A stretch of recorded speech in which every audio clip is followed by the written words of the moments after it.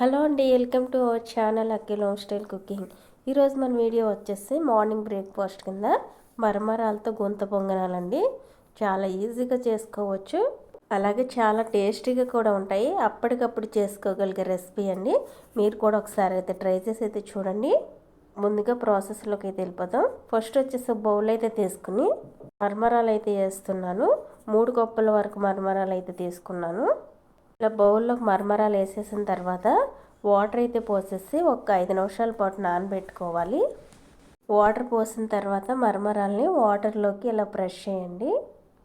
లోపలికి అయితే వెళ్తే 5 నిమిషాల్లోనే నానిపోతాయి కూడా. వాటర్ని పీల్చుకుని మరమరాలు చాలా ఫాస్ట్గా అయితే నానిపోతాయండి. చూడండి, 5 నిమిషాల్లో అయితే ఇలా నానిపోయాయి. ఇప్పుడు ఈ మరమరాల్ని గ్రైండ్ చేసుకోవాలి. ఓ మిక్సీ జార్ అయితే తీసుకుని మరమరాల్లో ఉన్న వాటర్ అంతా పిండేసి జార్లోకి అయితే వేసేసుకోవాలి. ఇప్పుడు మన టేస్ట్ తగినంత సాల్ట్ అయితే వేసుకోవాలి. వేసిన తర్వాత ఇందులోకి ఒక అరకప్పు వరకు మజ్జిగ అయితే పోసుకోవాలి. పొల్లటి మజ్జిగ కానీ పెరుగు కానీ పోసుకోవచ్చు. ఇప్పుడు మూత పెట్టేసి మెత్తగా గ్రైండ్ చేయాలండి. ఈ విధంగా అయితే గ్రైండ్ చేసుకోవాలి. ఇలా గ్రైండ్ చేసిన తర్వాత ఒక బౌల్లోకి అయితే వేసేస్తున్నాను. ఈ మరమరాల పిండి వేసిన తర్వాత మనం ఏ కప్పుతో మరమరాలు తీసుకున్నామో అదే కప్పుతో కప్పు పావు వరకు బొంబాయి రవ్వ అయితే వేసుకోవాలి. ఉప్మా రవ్వ అండి. 3 కప్పుల మరమరాలకి కప్పు పావు వరకు ఉప్మా రవ్వ అయితే వేస్తాను. రవ్వ వేసిన తర్వాత మొత్తం మిక్స్ అయ్యేలాగా ఒకసారి అయితే కలిపేయాలి. చూడండి, ఇలా కలిపేసిన తర్వాత ఇందులోకి కొద్దిగా వాటర్ అయితే పోస్తున్నాను. గట్టిగా ఉంది కాబట్టి వాటర్ పోసిన తర్వాత మరొకసారి అయితే కలిపేసి ఇప్పుడు రవ్వ వేసాం కాబట్టి ఒక పావు గంట సేపు నానబెట్టుకోవాలి. పావు గంట తర్వాత అయితే చూపిస్తున్నాను. ఇలా అయితే నానింది.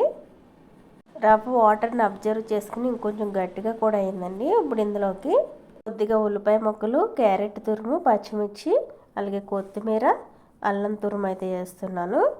ఇవన్నీ సన్నగా తరిగేసుకోవాలి. ఇవన్నీ వేసిన తర్వాత ఇందులోకి చిటికెడు బేకింగ్ సోడా అయితే వేసుకోవాలి. మరీ ఎక్కువగా అయితే వేయకూడదు, చిటికెడు వేసుకుంటే సరిపోతుంది. ఇప్పుడు ఇవన్నీ మిక్స్ అయ్యేలాగా మరొకసారి అయితే కలుపుకోవాలి. చూడండి, ఇది కలిపిన తర్వాత ఇది కొంచెం గట్టిగా ఉంది. ఇందులో కొద్దిగా వాటర్ అయితే పోస్తున్నాను. ఇప్పుడు మనకు కావాల్సిన గుంత పొంగనాల కన్సిస్టెన్సీ అయితే వచ్చింది. ఈ విధంగా అయితే ఉండాలి. గుంత పొంగనాలు వేసుకోవడానికి పిండి అయితే రెడీ చేసేస్తాం. ఇప్పుడు స్టవ్ ఆన్ చేసి గుంత పొంగనాలు ప్యాన్ పెట్టేసి దానిలోకి ఆయిల్ అయితే పోసుకోవాలి. ఆయిల్ పోసిన తర్వాత ఆయిల్ కొద్దిగా హీట్ అవనిచ్చి గుంతల్లోకి పిండిని అయితే వేసుకోవాలి. ఇలా పిండిని వేసేసిన తర్వాత ఫ్లేమ్ మీడియంలో అయితే పెట్టుకుని 2 నిమిషాల పాటు ఫ్రై అవనివ్వండి. 2 నిమిషాలు ఫ్రై అయిన తర్వాత రెండో వైపుకి అయితే తిప్పి ఫ్రై అవనివ్వాలి మరొక 2 నిమిషాల పాటు.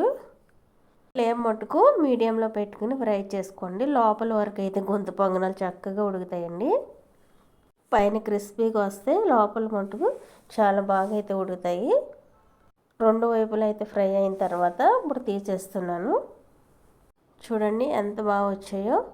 ఈ గుంత పొంగనాల్లోకి మీ చట్నీ చేసుకోకపోయినా ఉత్తివైనా తినవచ్చు, అంత టేస్టీగా అయితే ఉంటాయి.